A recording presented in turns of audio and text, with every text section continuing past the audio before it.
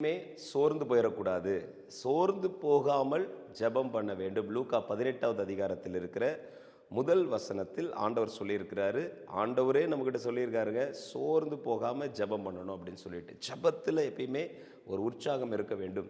சரி, எப்போ இந்த சோர்வு வருதுன்னா, வாழ்க்கையில் நடக்கிற சில சூழ்நிலைகளை பார்க்கும்போது நான் எதிர்பார்த்ததை விட நேர்மறையான காரியங்களாக நடக்குது அப்படிங்கும் பொழுது தான் சோர்வுகள் வருகிறது. ஆனால் அந்த சோர்வுகளுக்கு மத்தியில் கர்த்தருக்குள் நாம் பலன் கொண்டு நம்ம ஜெபிக்கும் பொழுது பெரிய காரியம் நடக்கிறத நீங்கள் பார்ப்பீங்க. இப்போ எலியா பார்த்தீங்கன்னா, வானத்திலிருந்து அக்னியை இறக்கி ஜனங்கள் எல்லாரும் பார்த்து கர்த்தரே தேவன் கர்த்தரே தேவன் ஆர்ப்பரித்தார்கள். மிக பெரிய ஒரு அற்புதத்தை செய்தார் எலியா. அநேக ஜனங்கள் கர்த்தர் பக்கமாய் திருப்பப்பட்டார்கள். அதன் பின்பு வந்தது அவருக்கு ஒரு சோதனை. அந்த எசபேல் பார்க்கலாம் எலியாவா நானான்னு, எலியாவுடைய தலை எடுக்கிறேன் அப்படின்னு சொன்ன உடனேயும் எலியா சோர்ந்து போய்விட்டார். எலியா சூறைச்செடியில் உட்கார்ந்துக்கிட்டு கதறி அழுகிறார். போதும் கர்த்தாவே, என் ஆத்துமாவை எடுத்துக்கொள்ளும். 1 ராஜாக்கள் 19வது அதிகாரத்தின் 4வது வசனத்தில் நீங்கள் பார்ப்பீங்க. அவ்வளோ பெரிய ஜெப வீரனுக்கே சோர்வு வருதுன்னா நீங்களும் நானே மாத்திரம். ஆனால் எலியா நம்மை போல பாடுள்ள ஒரு மனிதனாக இருந்தாலும் அவன் ஜெபத்திலே சோர்ந்து போகாமல் சோர்வுக்கு மத்தியில் பலன் கொண்டு எழும்பினான். இது எல்லாத்துக்கும் மேலே நம்ம நல்லா ஜெபிக்கணுங்கிற எண்ணம் இருந்துட்டா போதும். கர்த்தருக்காக நிற்கணுங்கிற எண்ணம் நமக்கு இருந்துட்டாவே பரலோகம் நம்மை பலப்படுத்துங்க. இங்கே எலியாவை பலப்படுத்த தேவன் தூதனை அனுப்பினார். இயேசு கிறிஸ்துவும் கத்சமனே தோட்டத்தில் அவர் முழங்கால் படியிட்டு கலங்கின பொழுது கர்த்தர் தேவதூதனை அனுப்பினார் தேவன். எனவே நம்ம ஜெபிக்கணும், ஆண்டவருக்கு பிரியமா நடக்கணும் அப்படிங்கிற ஒரு எண்ணத்தோட உண்மையான மனதோட இருந்தாவே பரலோகமே இறங்கி நம்மை பலப்படுத்தும். நீங்கள் யோனாவை எடுத்துக்கொள்ளுங்களேன். யோனாவுக்கு வந்தது இல்லையா சோர்வு? நீங்கள் பாருங்கள், யோனா 4வது அதிகாரம் 8வது வசனத்தில் யோனா சொல்கிறாரு, நான் உயிரோடு இருக்கிறதை பார்க்கிலும் சாகிறது நலமாயிருக்கும். எத்தனை டைம் நம்மளையும் அறியாமல் நம்மளும் கூட சொல்லிடுறீங்க இல்லையா?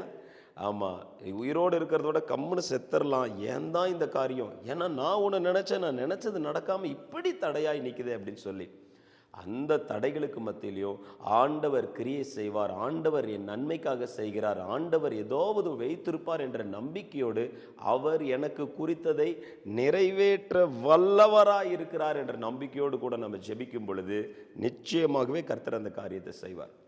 ஆபிரகாமும் சோர்விலிருந்து கடந்து வந்தவர் தான். ஆபிரகாம் ஆதியாகமம் 15வது அதிகாரம் 2வது வசனத்தில் பார்த்தீங்கன்னா, மனம் நொந்து போய் ஆபிரகாம் கேட்பாரு, ஆண்டவரே அடியேனுக்கு என்ன தருவீர், நான் பிள்ளை இல்லாமல் இருக்கிறேனே. மிகப்பெரிய ஒரு வாக்குத்தத்தத்தை கொடுத்துருக்கிறார். ஆனால் அவர் நினச்ச டைமில் அது நடக்கலை அப்படின்னதையும், ஆண்டவரே எனக்கு என்ன தருவீர், நான் பிள்ளை இல்லாமல் இருக்கிறேனே, பிள்ளை மூலமாக தான் உனக்கு ஆசீர்வாதமே, ஆனால் அதுவே கொஞ்சம் இப்படி தாமதமாகுதுன்னதையும் சோர்வாயிட்டார். எனக்கு இப்படி இருக்கிறனே அப்படின்னு சொல்லிட்டு ஆண்டவர் கொடுத்துருக்கிற வாக்கு தத்தம் எவ்வளோ வல்லமையானது.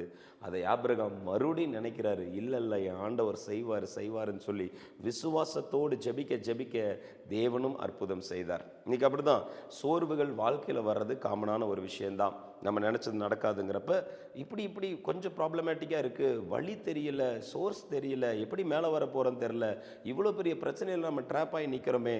ஆனால் அதுக்கு மத்தியில் இயேசு உங்களை பார்த்தா சொல்கிறாரு, சோர்ந்து போகாமல் ஜெபம் பண்ணு.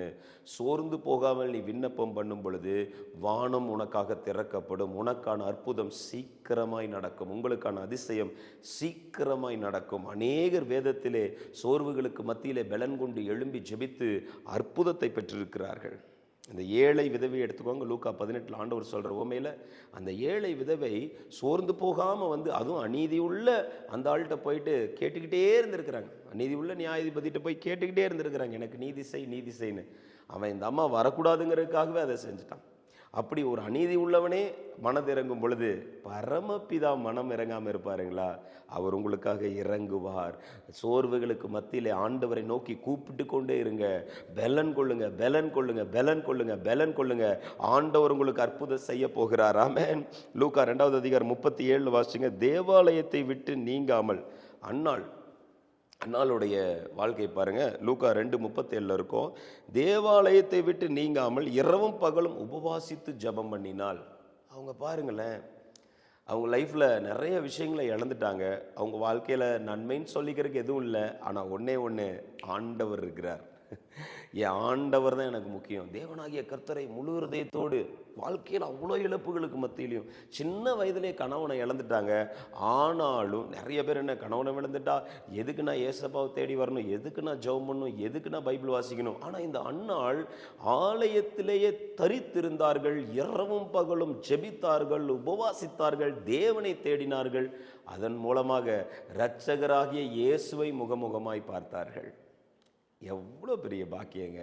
அதான் சொல்கிறேன், வாழ்க்கையில் எவ்வளோ பெரிய இழப்புகளுக்கு மத்தியிலும் மறுபடியும் பலன் கொண்டு எழும்புங்க. ஆண்டவர் உங்களை குறித்து தீர்க்க தரிசனம் வச்சிருப்பார். உங்களை அழைச்சிருக்கிறாருன்னா கர்த்தர் சும்மாலாம் அழைக்கல. He has a purpose in your life.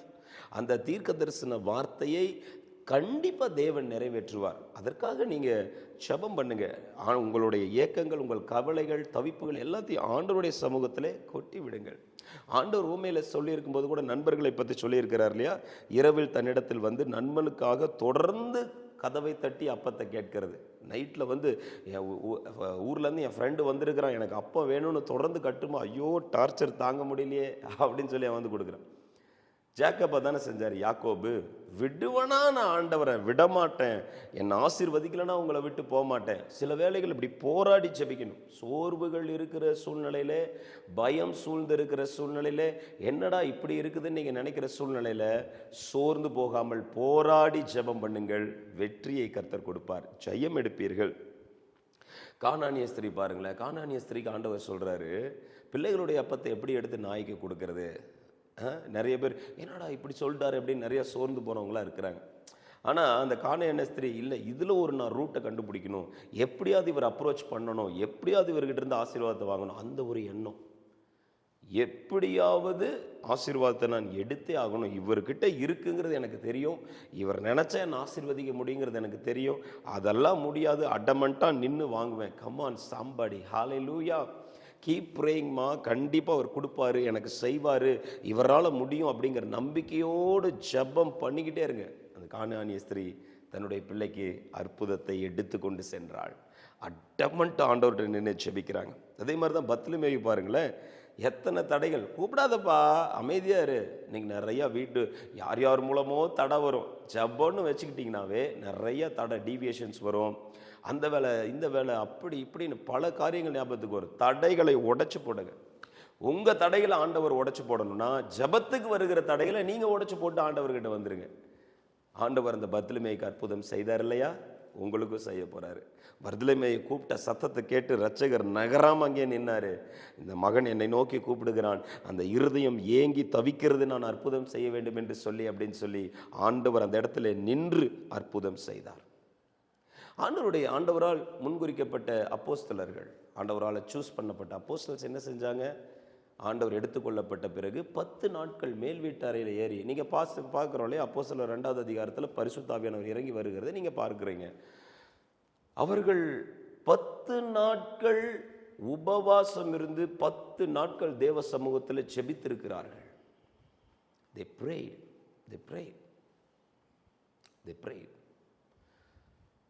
ரொம்ப ப்ரேயர் பண்ண சொன்னால் 5 நிமிஷம் ப்ரேயர் பண்ணலாம், 10 நிமிஷம் ப்ரேயர் பண்ணலாம்.